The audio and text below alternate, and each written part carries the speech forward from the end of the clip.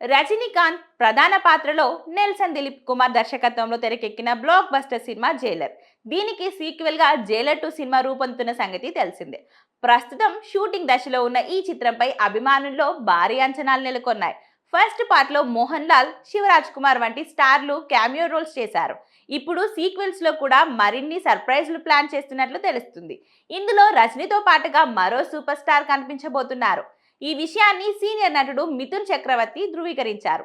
ఇంతకీ ఆ స్టార్ ఎవరంటే బాలీవుడ్ సూపర్ స్టార్ షారుఖ్ ఖాన్. షారుఖ్ ఖాన్ కూడా రజనీకాంత్ తో స్క్రీన్ షేర్ చేసుకోబోతున్నారని, ఆయన పవర్ఫుల్ రోల్లో కనిపించబోతున్నారని టాక్ వినిపిస్తుంది. అయితే ఈ విషయాన్ని బాలీవుడ్ సీనియర్ నటుడు మిథున్ చక్రవర్తి తాజాగా ధృవీకరించారు.